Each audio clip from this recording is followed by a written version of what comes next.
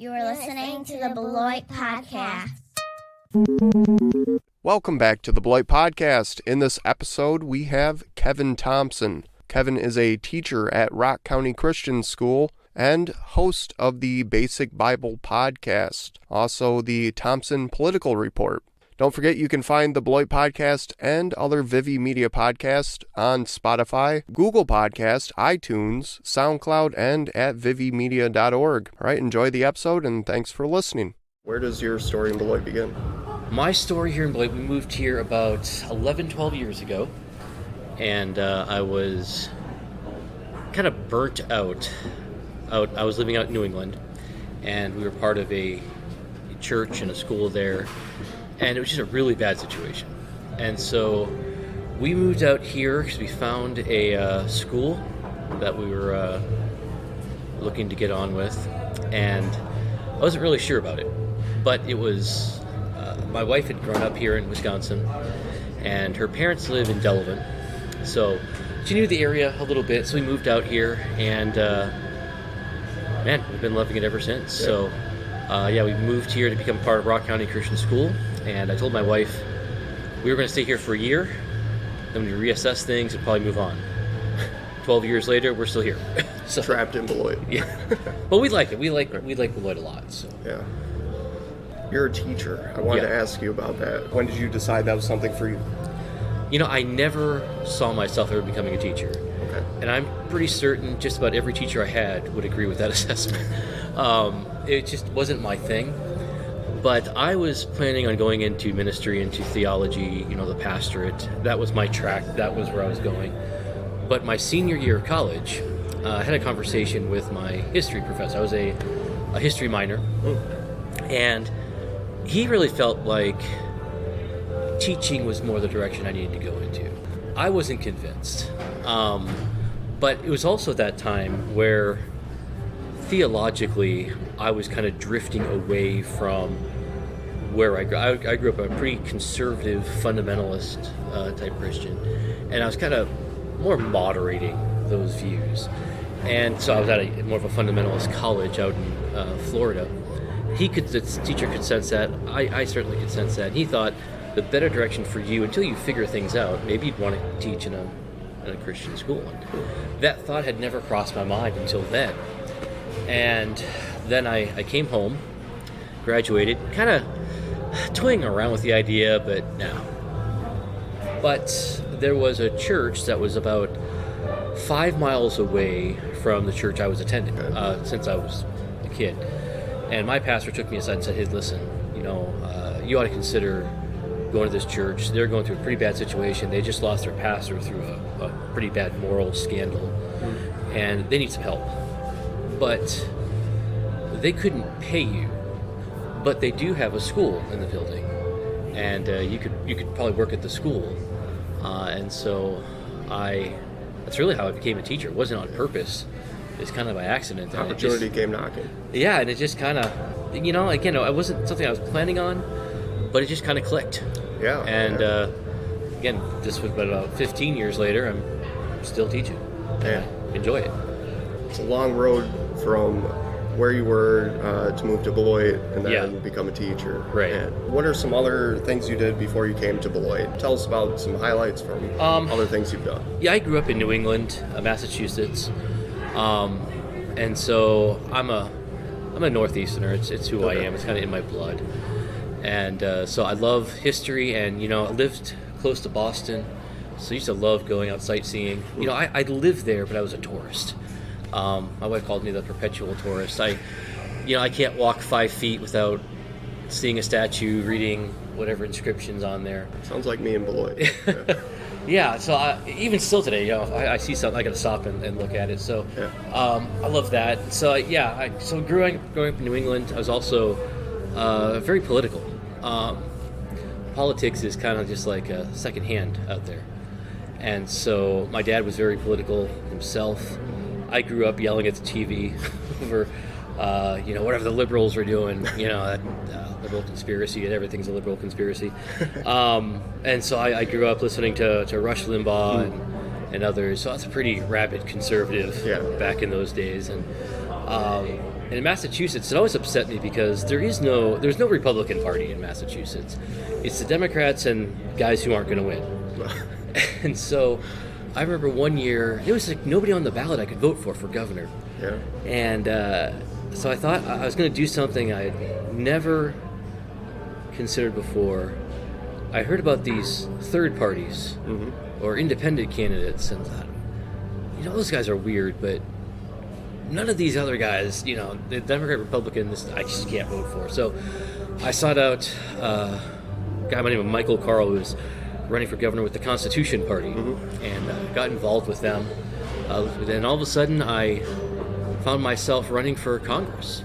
Although I'd always been political, I'd never thought of actually throwing my hat in the ring, but we had, it was 2007. We were gearing up for a 2008 race, but all of a sudden, Congressman Marty Meehan, there in the 5th District in Massachusetts, had resigned to become president of UMass. And so all of a sudden there was a race. And I thought, we should get a candidate out there, because it's the only race in town, the only race in the country at this moment. We're not going to win, but if we can just get our name out there in 2008, we're not a new quantity. We're something people have heard of. So I decided to try to find a candidate, and no one wanted to do it. So I said, you know what? I'm going to do it. Why not? I lived like an hour and a half away from the district. So I threw my hat in the ring and just thought if I could just get my name on the ballot, that's it. And that took some effort. You know what that's like. Yeah. But finally was able to do it. And to my shock, my goal was simply, I'm just going to get my name on the ballot. That's it. I'm not going to do anything else. Yep. That's what I promised. I was engaged at the time. I promised my fiance this wouldn't be a big deal. I told my boss. I was working for a church that ran a school, and talked to the boss, and he's like, he didn't really like the idea, but says, as long as I just kept it quiet, it'd be fine. I said, sure, no problem. No one's ever going to hear from me again. Well, I got invited to all the debates. And I remember one night at church, someone came up to me and said, Pastor Thompson, there's a news crew outside, and they want to talk to you. What in the world? So I got a lot of attention, and it really taught me a lot about the whole political process, and just mixing up the debates was fun. Getting interviewed, I never thought it would. Now, I didn't win, obviously. Didn't even come close. But it was really a fascinating experience. It's and a lot of work, Yeah, I didn't spend much money at all, but still deadlines, a lot of deadlines, and a lot of things to keep up with. Those debates, especially if the news comes knocking at your door. And I had reporters calling us all the time asking, for a quote on what my stance was on whatever issue, and all of a sudden I had to come up with a coherent view of whatever issue came along, whether I cared about it or not. How did you get through each step of that? What really kept you, energetic to keep? Because it's a lot of challenge coming your way. Oh, it is. It's enough to say, I got in too deep sometimes. Yeah. The party I was with, the Constitution Party of Massachusetts, at the time was, we probably had about 5 guys. That was the party. And we met weekly, and those guys kept me motivated, kept me on task, especially one, Nick Sumbles was kind of like my campaign manager, so to speak. He spent a lot of his money, time, and effort into that, and the tips he gave me, because he literally traveled across the country with the Constitution Party, and so knew what he was talking about. And so he went with me to most of the debates and just kind of kept me on track. And so he was really, his background is in petitioning, getting people on the ballot. Ballot access is his thing. Okay. And so he's helped literally thousands of people get on the ballot. He offered his services for free. So I just went with him every step of the way. And so he walked me through that process. And again, even through the debates, taught me even how to answer questions. Because, in the midst of the debate, it's I can tell you, I had nobody there for any of it. And it was every debate, every forum, it was one step at a time for me. And you have to, it's not just about what you say, but how you say it. How you present yourself. The words even that you say. One of the things I didn't, you always hear about, but you don't get until you're in there, is how every word is going to be parsed. Every sentence is going to be dissected. Mm-hmm. Every expression you give. Every smirk on your face. is going to be read into. Even While if you're other people are answering, they're going to be looking at you. Oh yeah, it's incredible. The fishbowl mentality that you're in is could be nerve-wracking. Yeah. So that was, I learned a lot in that whole process. Yeah, it's a good exercise. And, we always hear more people should run for office, and it's kind of a true thing. More people should, and if you can, why not? Absolutely. Let's get back to Beloit a little bit here. Throw you off. What are some of your favorite places in Beloit? Well, we could look right at it from the window. We're at Bushel and Peck. Downtown area. Yeah, the downtown area is really fascinating. I love the farmers market. Yes. It's probably my favorite thing about Beloit. Yeah, we got a great one. It's just great. It's got everything you could want. Yep. Great prices, and just being able to get out, meet your neighbors is really cool. A lot of people get down here. So this area over here is great. I love. Even a little further, the Flying Pig has become one of my favorite places here. It's my kids' favorite place to be. We love getting the slushes there. The popcorn there is great. Those are my highlights. And probably just down the road a bit here, Riverside Park. My kids like Turtle Island, the play place there, the park. And just walking around the lagoon area is I have a lot of fond memories of my wife and I just walking through there. Even before we had kids, the good old days before we had kids. They do exist. Most memorable moments in Beloit. I remember the very first day I stepped foot in Beloit. We came here sight unseen. We had already taken the job at Rock County Christian School, and we'd got an apartment through the internet. So we'd never actually been to the area, so we finally got here. And walking around the downtown area, I'm a political guy, as you've already figured out. This was 2007, 2008, and no, it was 2008, summer 2008. And I saw a sign that the Democratic Party of Rock County was opening up a victory station right downtown. Very first day, so I said, hey, might as well show up. I'm not a Democrat, but I want to check this out. So it was pretty cool. I got to meet at the time, Tammy Baldwin was the congresswoman from this area. Got to meet her, our state rep, Chuck Benedict, there, and it was a fascinating time. So that was, I walked right into a political situation purely on accident, but that's one of my fondest memories, just getting to know people there. And I just thought it was pretty cool that, there is a political scene here. And, there is. Yeah. And you should be a part of it, by the way. I don't know who's listening, but get involved. Right. There's more room for more people to be interested. More people, and there are regular people involved in this. It's not everyone's just a political wonk who just shouts out political jargon and policy, but normal people who care about things, and politics affects you. Yes. Where you are, where you're at, and so. Okay, well, I'm getting off topic here. There's a lot of, there's third parties that are established in the area now. So, if you don't find that you're a Democrat or Republican, those parties are here, but there's also third parties now. And with the internet, you can meet up with these groups, and so there's a way to get more engaged. Well, and the great thing about a third party is that there are less people, so you can get more involved. You can get as involved as you want to. Yep. But I find in third parties, you're more likely to run into people just like you. These aren't people whose, father was the governor or, grew up around money or whatever. These are just people average people, normal people who get impassioned about one cause or another. Usually it's something happened to them or maybe in their neighborhood and they want to do something about it. And that's where we all are. Yeah. And that's the advantage of a third party. You don't have the prestige and the money, but something appealing about that. Yeah. I don't know why, but you have that everyday common sense type people who are just average people who want to make a difference. And that's America right there. Yep. It's great that we have that around here. And I don't know if that was here 15, 20 years ago, but it's definitely here now. Yeah, for sure. Let's talk about what inspires you. What inspires me? Lately, it's been my kids, my children. We've adopted 4 kids. Well, we've adopted 2, and we're in the process of 2 more.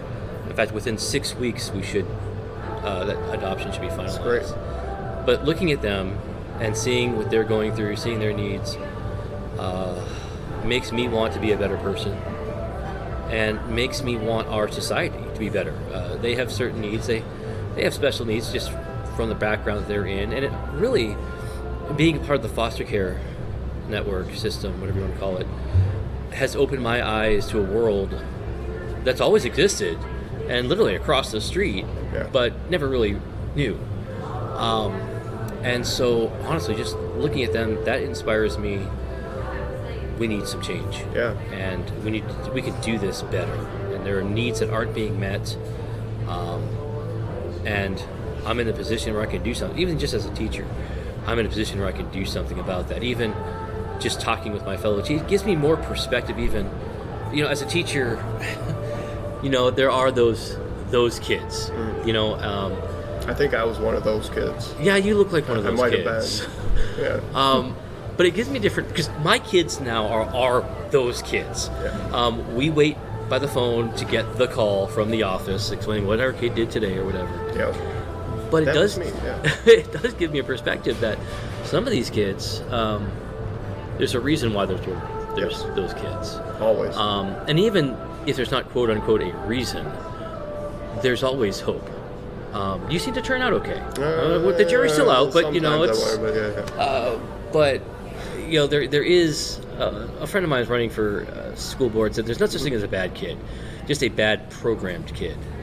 And there's some truth to that. There's a little bit, yeah. And so so just having those kids, rough kids who don't always say, we go to a Christian school and they don't always say the right words, or do the right thing, and in the prim and proper sense. And so, it gives me a different perspective. So that's the number one thing. Of course, my faith as well. I have to say that, because if I don't say that, I'm going to get criticized later. So, but no, my faith does, of course, inspire me to become more involved and to be a better person as well. Those two things, I think, are the main things that literally get me up in the morning. Let's talk about your podcast. You're a podcaster, and let's talk about, you have two podcasts. I know you're more frequent with the Basic Bible Podcast, so let's start with that one. Basic Bible Podcast is just that we try to, I'm a theology guy first and foremost. That's my background, that's my degree. Recently got a master's in theology.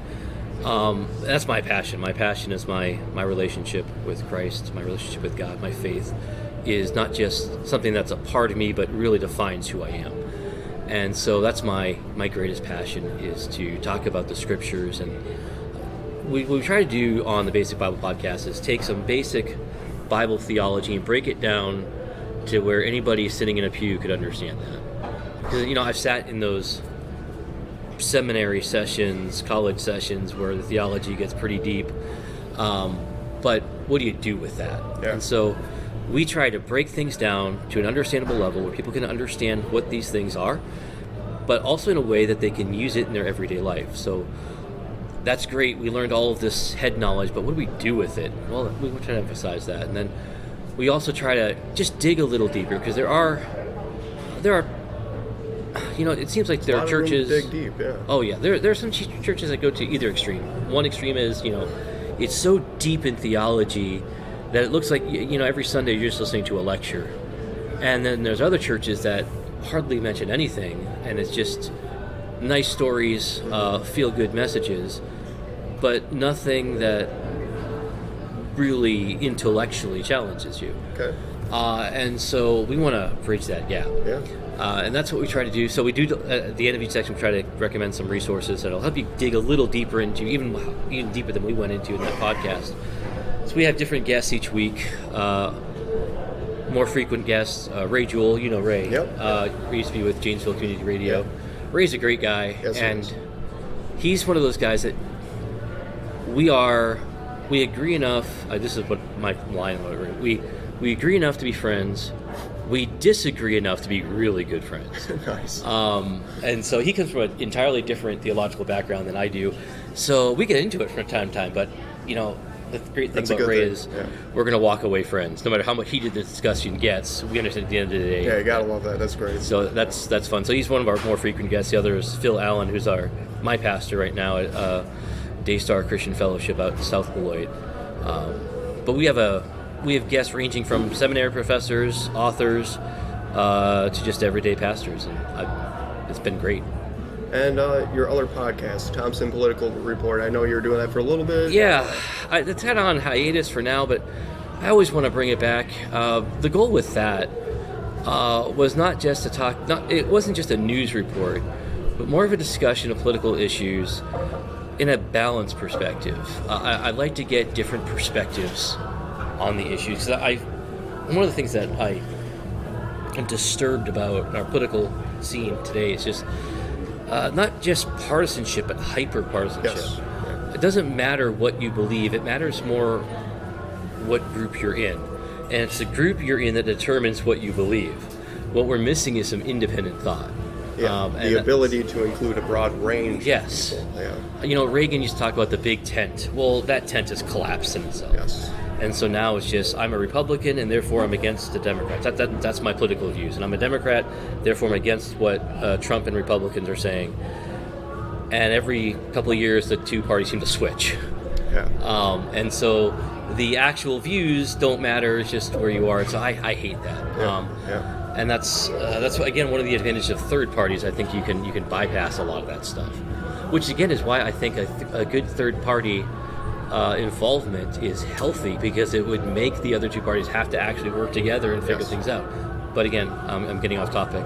But so yeah, what I tried to do is I tried to interview a lot of candidates and get their thoughts on stuff. And yeah, I saw you had a lot of good guests on. You really did. Yeah, it's amazing it's amazing who says yes to an interview if you just have the guts to ask. So I'll probably kick that up again at some point. I really want to. That's on Soundcloud. Yes. But yeah, for now it's on a hiatus. But we got an election coming up. Maybe I should, we got local elections. Local elections are probably the most important and underreported. Yeah, I mean, what Donald Trump does is important, but it's actually not as important as what the city council here in Beloit is choosing. Yes. And even what the school district is doing has more of an effect than what's going on a national level. But that's what gets the news. So, yeah. Okay, you've inspired me. So I'm going to add to the list of what inspires me. Reese, you've inspired me to get that going again. Man, I'll take it. Thanks. Yeah, that was the ambition behind Beloit Podcast in general, not just politics, but people needing an independent outlet. A lot of people don't think of independence very often, and especially when it comes to media. Yeah. But if you only have one newspaper in the area or one radio station, then you have limited reporting in general. Right. And yeah, you got social media today, but social media is a really good magnet for negativity. Yeah. So there's the need for optimism and positive reporting and positive things in general. Right. So independent reporting that's positive in any kind of way, there's a big need for it. Yeah, in fact, I think we just saw that this past week. I don't know when this is going to air, but we're right in the middle of the big polar vortex. Yeah, this will be the coolest podcast I've done. Literally. And, if you look at the Beloit school district, it's taken a lot of heat over their decision to keep the school open. Oh, yeah, we all saw that. And that's all I've seen. Almost for comedic effect, I've looked at the comments on social media about that, and man, there's a lot of hate going on there. No actual discussion about whether it was a legitimate concern, and there are some mitigating factors that a lot of people are taking into consideration. But on the social media, all you see is the negativity. So you're right, we do need another positive. I've seriously debated even just jumping off social media and trying to lead the trend on that. Yeah.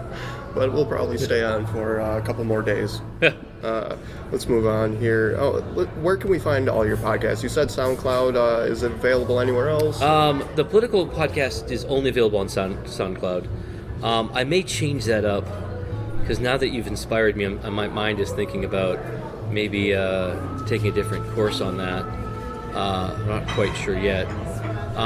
But if you search for Thompson Political Report on SoundCloud, you'll find that. And then Basic Bible Podcast, you can look at basicbiblepodcast.home.blog. Okay. And that'll take you to our website. They have a link to the RSS feed, and there's a blog on there as well. And all of our recommended resources you can find on that website. That's great. So you got your own website. Yeah. Did you build that, or do you keep up on it? Or? Yeah, I keep up on that. It must say we just started a blog this year, just in January. In fact, I've got to get up another one today. So yeah, I try to keep up with one original blog posting each week. Ray Jewell and I do that off and on. And then each week I also have a list of different links online we found interesting. And then, of course, that week's podcast will be featured there. But yeah, I try to keep that up, so that's why it looks bad. But I know what that's like. Websites are a whole nother thing to keep up on, and you don't want to pay too much to do it, right. But it's still a good thing to have. Yeah. People say you got to have a website. Let's talk about your favorite podcast. Well, the Beloit podcast has to be on there, right? It's a good podcast, I think. I've listened to a couple of them, and it's you have a lot of interesting guests. Yeah. I'm a guy who's drawn to celebrity, but it's also good just to keep in mind, there's a lot of interesting people here in Beloit. There is. We're not done yet. So, I don't know if your podcast is going to survive after this one. You might lose a few listeners, but then I like probably the number one podcast I listen to the most right now is the West Wing Weekly. I loved the TV show The West Wing when it was on. And so this stars, in fact, Joshua Malina, who is one of the actors on The West Wing, is one of the co-hosts. And they're walking through each episode. Behind the scenes type stuff, interviews with some of the cast, I found really interesting. So that's number one. And then I do like on CNN, The Axe Files with David Axelrod. Mm-hmm. He has guests each week. I find interesting. So I listen to that podcast quite a bit. And then been listening to, what is it? How Stuff Works? Is that the name of the podcast? I think that is a good one. A really Stuff You Should Know. Stuff You Should Know. That's the name of the podcast. That's what I was thinking of. Yeah, Stuff You Should Know. In fact, Stuff You Should Know. Stuff to blow your mind. I like that quite a bit. And then more theological based for me, The Dividing Line with Dr. James White is probably the one I listen to the most, along with the Happy Rant is, I don't want to call it theological, it's definitely from a Christian evangelical perspective, but it's just three hosts just kind of chit-chatting about it's more mocking conservative evangelical culture, which I'm a part of, but from the inside perspective. So it's not a derisive type of thing, but it's just kind of making fun at some of the stupid stuff we do. And so I enjoy that podcast. We got Podcast Republic. Oh yeah, Podcast Republic is my. I use too. Yeah. That's my go-to. Spotify's decent, but I think you got to have a subscription to get all the features. What am I thinking of? Wretched Radio. That's the one I was thinking of. It's another more conservative theological podcast. So you got a podcast list. You got a podcast app. You're a podcaster. I listen to tons and tons of podcasts all the time. Those are just the top ones, and then when I'm done with those, I listen to podcasts. I don't want to say 24/7 because I sleep, but even just as like this morning, we have the day off of school because of the polar vortex. So I was cooking breakfast for the family. I just pop in my headphones, and as I'm frying up some eggs, I got a podcast going. If I'm driving I never listen to the radio anymore. Yeah, I'm listening to podcasts and listening to my phone. As I'm grading papers at school, I got podcasts going. So there's a lot of people out there doing that, and I'm surprised all the time. People I run into hear about how they're the same way. Always got earbuds around. Always trying to hit that play button. So it's great. Let's talk about your favorite quote. Do you have a favorite quote? As a kid, as a teenager, there's a quote. I was a little nerd, and I wrote this quote. I put it in an index card and I stuck it in my wallet. I pull it out quite a bit, and I can't quote it verbatim today, but it comes to my mind from Theodore Roosevelt about. It's not the critic who counts, the one who just judges others, but it's the one who's actually in the arena, and that's the key phrase, in the arena, that matters. One who has got sweat on his brow and dirt on his face, the one who's actually going out there and doing the work. That's the guy that counts. And I've often pulled that quote out of my mind from time to time, thinking about. You as a teacher, you get criticized all the time. Definitely. Mostly from my students, but sometimes from parents, and sometimes even from we're a choice school too, and so we get a lot of criticism for that. And I pull that out from time to time. The other quote, more of a faith-based quote. I'm trying to think of the guy's name, and it's escaping me, but the quote is, he is no fool who gives up what he can't keep in order to gain what he cannot lose. Wow, that's a good is a quote from, he's a missionary, died in the 1950s, trying to minister to basically a clan of cannibals, and literally got eaten. I think I've listened to a podcast about it. I know Nate Saint was the guy. Jim Elliott. Jim Elliott's the guy's name. That was good. That's and then really good. The other quote that comes to my mind, I don't know who said this first, but if you do what you've always done, you'll be what you've always been. And I can remind myself from that from time to time. So you asked for one, I gave you three, and I butchered all of them, but those are the ones come to mind. Let's move on to advice or comments for fellow Beloiters. Love where you are.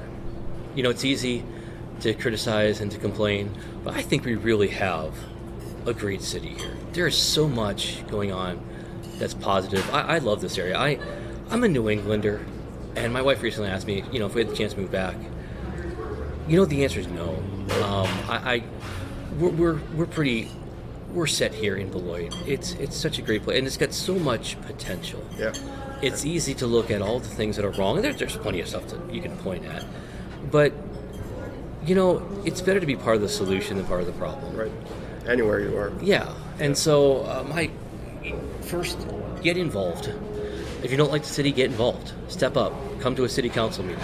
Yep. Run for city council. If you're really concerned about how things are going, step up. There's always room. I know the council right now is looking for spots to fill in different various committees and things like that. So get involved, get your voice out there. Your voice matters, and your voice actually does carry weight. Maybe not with the majority of people, but the more you speak out, the more people you're going to inspire. Reese, you probably know this better than I do. Just being able to talk to those around you, you're going to realize, first off, you're not the only person who believes what you believe. And that's the greatest lie. And maybe you had this when you ran, because I ran with third party. And I would have won the election if everyone who told me, I'd like to vote for you, but you just can't win because there's not enough of us out there. Yeah, if all those people voted for me, I'd be president today. Yeah. Not that I'm running for president, but so speak out. You're going to find people who agree with you, or even, get this, you might change people's minds to where they didn't agree with you, but now they do. And you can really make a difference. One man can make a difference, I'm convinced, because it's not just one man, but it's one man taking a stand that all of a sudden inspires several others to do the same thing. The more people that speak out, the more people that step out, you're going to grow a movement. It may not happen tomorrow or next week or a year from now, but that's how things work. Here's another quote, motivational quote you asked for. And I forget who said this, but there's Margaret Mead, I think, who said that never doubt when a small group of people say they're going to change the world, never doubt it, because it's the only thing that ever has. And so my advice for people in Beloit, get involved. Show up to a city council meeting, show up to a meeting of whether it's the Libertarians or the Constitution Party, a Republican, Democrat. Show up, get involved, speak out, and you'll be surprised what happens. That's good advice. And last question, what is next for Kevin Thompson? Man, we're the big thing in our house right now, we're looking forward to this adoption being finalized. Mm-hmm. And at that point, we're looking at actually buying a house here in Beloit, officially settling in here. Yeah. We've been renting for the past 2 years. We've always, my life has always been in transition. And so the next transition is permanency, is to actually settle down, get roots here, and really be more ingrained in the community. Sticking around at Rock County Christian School. And the next step for us is right where we are, but staying here. Stepping in as stepping aside, I don't know. Yeah, that comes up a lot on the podcast and in general in Beloit. I know there was a feeling in my generation that to do anything or to be something, you might have to leave Beloit. Yeah. And I was in that crowd. Yeah. And I've been elsewhere, but I ended up back here. Yeah. And can't imagine being anywhere else. Yeah, this place really feels like home. And there are some things this place could use. We could use a Chick-fil-A here in Beloit. And we could use a few other, if I could get a few other pizza places from New England. I'm not convinced that you guys here have a good pizza place. Not enough pizza. But, it really has I really feel at home here. I really feel like Beloit is a welcoming city. Yeah. And it's a place where you can raise a family, settle down, grow some roots, and do great things. Definitely. Well, Kevin, thanks for coming on the podcast, and thanks for having me. Everything you're doing.